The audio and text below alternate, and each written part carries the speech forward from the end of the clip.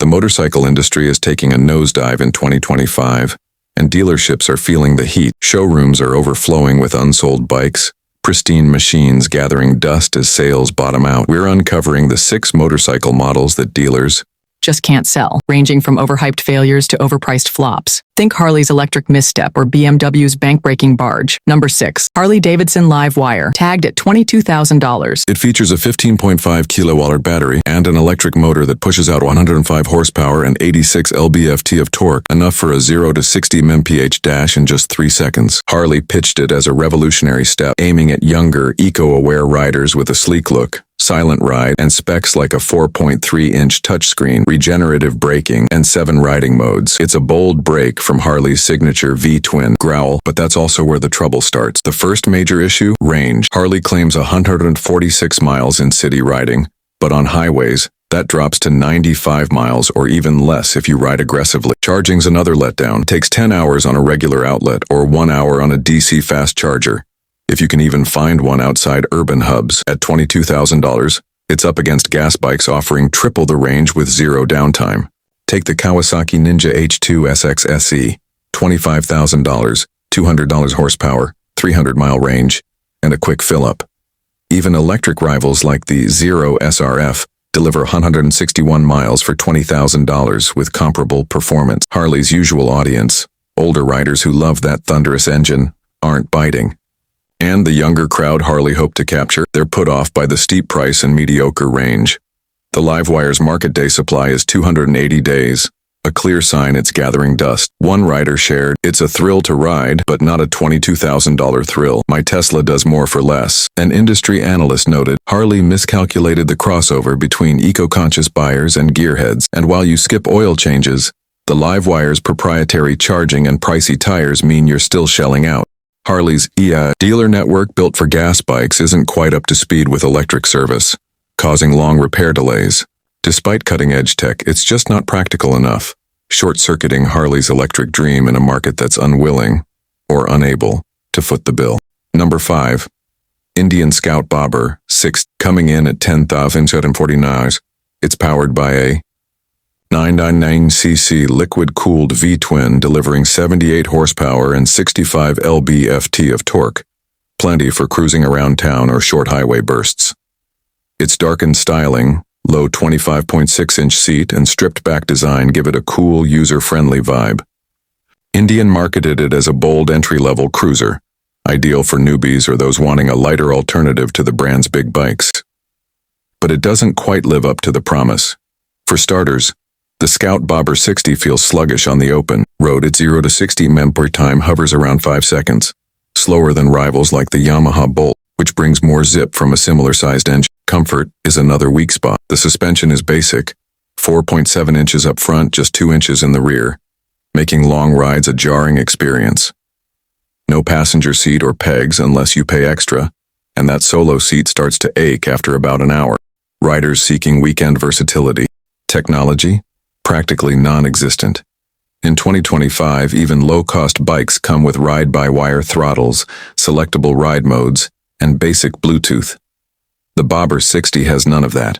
Just a plain analog speedometer with a tiny LCD display. And the price? At $10,749, it's not exactly a steal, especially in today's used bike market flooded by the COVID boom. You can snag a used Harley-Davidson Sportster 883 with similar specs and more brand cachet for $7,000. Indian bet that style and nostalgia would win the day, but riders now expect more. The numbers speak volumes. Market day supply is over 300 days, with dealers chopping $1,000 or more off just to move them. One Midwest dealer told us, "It looks great, but after one ride people realize it's not enough bike for the money." Riders agree. One reviewer wrote, "Fun for 20 minutes, then you feel every bump and wish it had more grunt."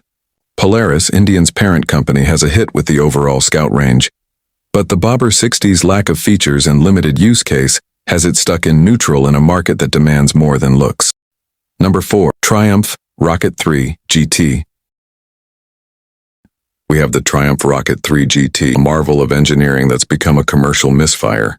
This beast packs the world's biggest production motorcycle engine, a 2500cc inline-3 producing 165 horsepower and a staggering 163 lb-ft of torque, enough to leave most cars in the dust. Selling for $24,000, Triumph framed it as a muscle-bound, Grand Tourer, loaded with heated grips, an adjustable plush seat, cornering ABS, traction control, and 4 ride modes.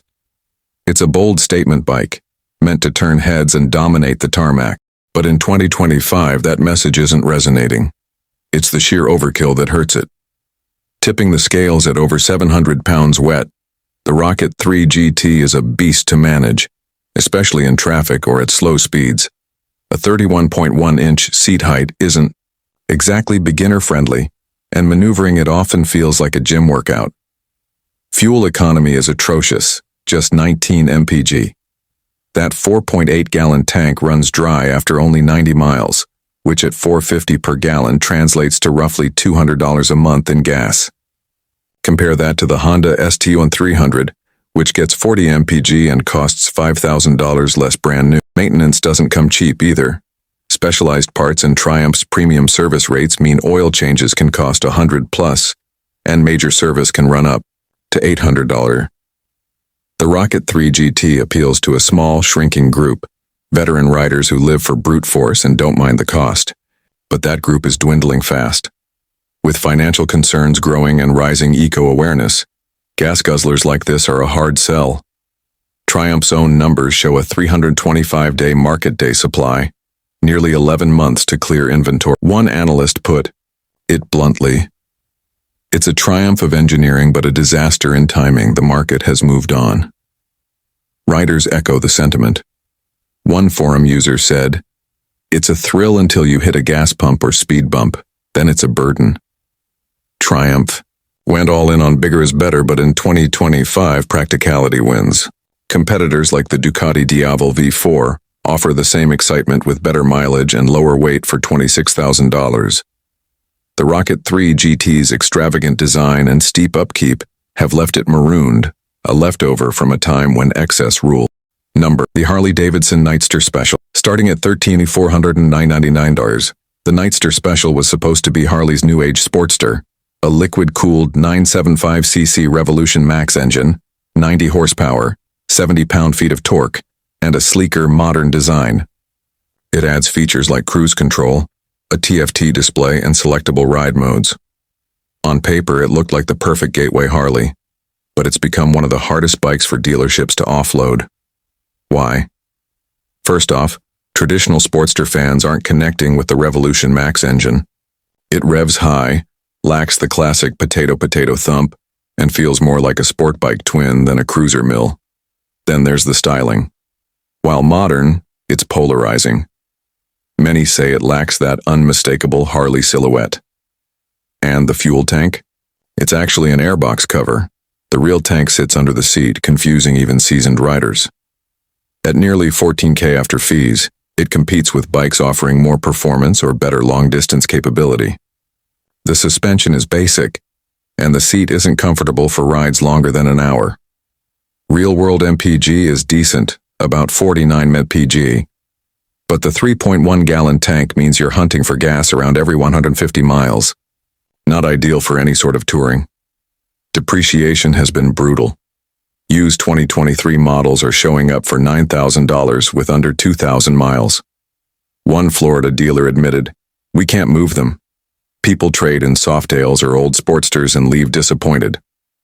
A writer on Reddit wrote, "It rides fine, but it doesn't feel like a Harley. I sold it and bought a used 40. Harley tried to modernize the Sportster, but in doing so, lost the very essence that made it iconic." The Nightster Special is fast, efficient, and refined, but that's not what Harley buyers are showing up for. 2. Yamaha MT-09 SP. At $11,799, the MT-09 SP takes Yamaha's wildly popular MT-09 and adds Olin suspension, a premium, KYB fork, cruise control, and unique styling. It keeps the 890cc triple-cylinder engine pushing 117 horsepower and 69 pound-feet of torque. Yet this special model is struggling to find homes. Why? One major reason is that the base MT-09 is already so good. For $9,999, you get nearly the same engine, electronics, and fun factor. The SP's upgrades, while appreciated, don't justify the $2,000 price hike for most buyers. Second, many MT-09 fans are value conscious. They're not chasing premium suspension. They want raw torque and playful handling. The Öhlins shock is excellent on smooth pavement, but for everyday street riding, it's overkill.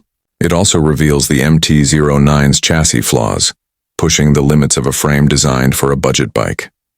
The styling also divides opinion. The SP's color scheme feels more subdued than previous generations. Some fans miss the bold neon wheels and edgy attitude.